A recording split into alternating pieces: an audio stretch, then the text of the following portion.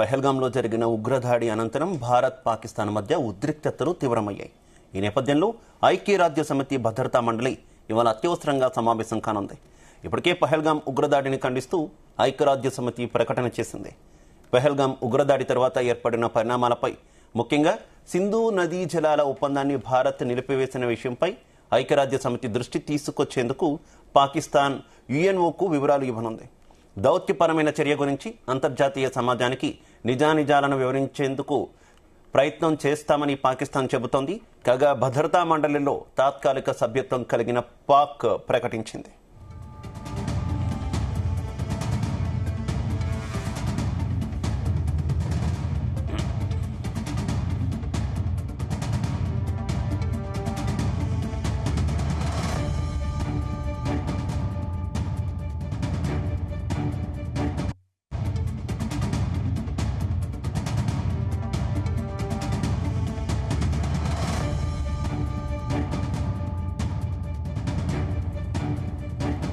పహల్గాం దాడి వెనుక పాకిస్తాన్ కుట్ర ఉందని భావించిన భారత్ ఆ దేశంపై దౌత్యపరమైన ఆంక్షలు విధించింది. ఇందులో భాగంగా సింధు నదీ జలాల ఒప్పందం రద్దు ఒకటి. పహల్గాం దాడికి పాక్కు సంబంధాలు ఉన్నట్టు ఆధారాలు లభించాయని భారత్ పేర్కొంది. దాయాది మాత్రం తమకు ఎలాంటి సంబంధం లేదని, నిష్పాక్షిక విచారణ జరగాలని డిమాండ్ చేసింది.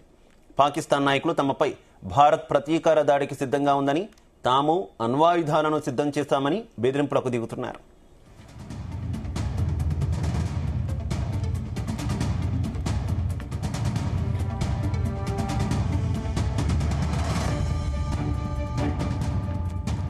వారం రోజుల కిందట ఐక్యరాజ్యసమితి వేదికగా పాక్ను హెచ్చరించిన భారత్ ఈ అంతర్జాతీయ వేదికను తప్పుగా ఉపయోగించుకుంటూ అసత్య ఆరోపణలు చేస్తోందని వ్యాఖ్యానించింది. ఈ నేపథ్యంలో తన దౌత్యపరమైన ప్రయత్నాల్లో భాగంగా భద్రతా మండలిలోని 8 తాత్కాలిక సభ్య దేశాలకు కూడా భారత్ సమాచారాన్ని అందజేసింది.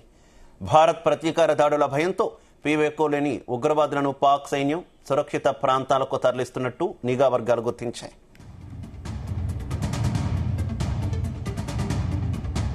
ఇక పహల్గాం దాడి అనంతరం పాకిస్తాన్పై పలు చర్యలు చేపట్టిన భారత్ పాకిస్తాన్ పౌరుల వీసాలను రద్దు చేసి వారిని దేశం నుంచి బహిష్కరించింది. అటారీ సరిహద్దు మార్గాన్ని తక్షణం మూసివేసింది.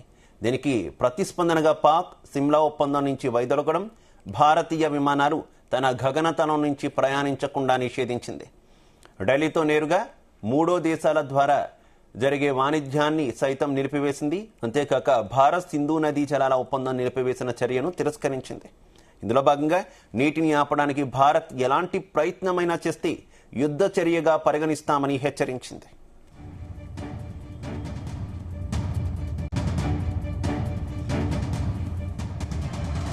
పహల్గాంలో జరిగిన ఉగ్రదాడి అనంతరం భారత్ పాకిస్తాన్ మధ్య ఉద్రిక్తతలు తీవ్రమయ్యాయి.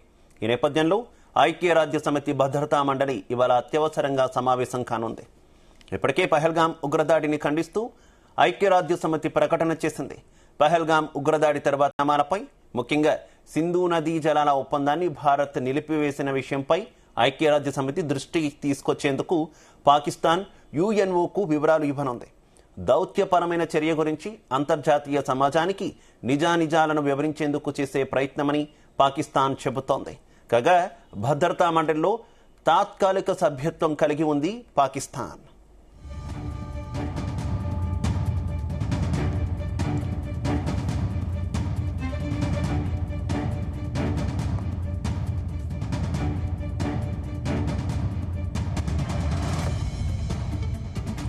ఇక పహల్గాం దాడి వెనుక పాకిస్తాన్ కుట్ర ఉందని భావించిన భారత్ ఆ దేశంపై దౌత్యపరమైన ఆంక్షలు విధించింది.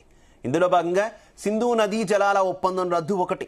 పహల్గాం దాడికి పాక్కు సంబంధాలు ఉన్నట్టు ఆధారాలు లభించాయని భారత్ పేర్కొంది. దాయాది మాత్రం తమకు ఎలాంటి సంబంధం లేదని, నిష్పాక్షిక విచారణ జరగాలని డిమాండ్ చేసింది. పాకిస్తాన్ నాయకులు తమపై భారత్ ప్రతీకార దాడికి సిద్ధంగా ఉందని, తాము అణ్వాయుధాలను సిద్ధం చేశామని బెదిరింపులకు దిగుతున్నారు.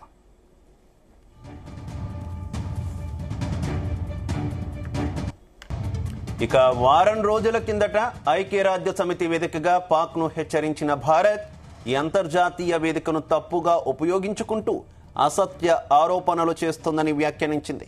ఈ నేపథ్యంలో తన దౌత్యపరమైన ప్రయత్నాల్లో భాగంగా భద్రతా మండలిలోని 8 తాత్కాలిక సభ్య దేశాలకు కూడా భారత్ సమాచారాన్ని అందజేసింది. భారత్ ప్రతీకార దాడుల భయంతో పివేకోలోని ఉగ్రవాదులను పాక్ సైన్యం సురక్షిత ప్రాంతాలకు తరలిస్తున్నట్టు నిఘా వర్గాలు గుర్తించాయి.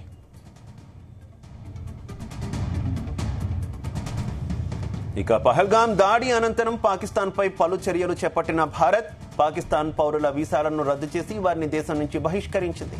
అటారీ సరిహద్దు మార్గాన్ని తక్షణం మూసివేసింది.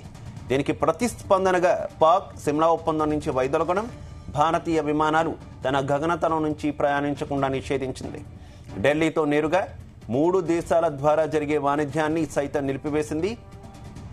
అంతేకాక భారత్ సింధు నదీ జలాల ఒప్పందం నిలిపివేసిన చర్యను తిరస్కరించింది. ఇందులో భాగంగా నీటిని ఆపడానికి భారత్ ఎలాంటి ప్రయత్నమైనా చేస్తే యుద్ధ చర్యగా పరిగణిస్తామని హెచ్చరించింది.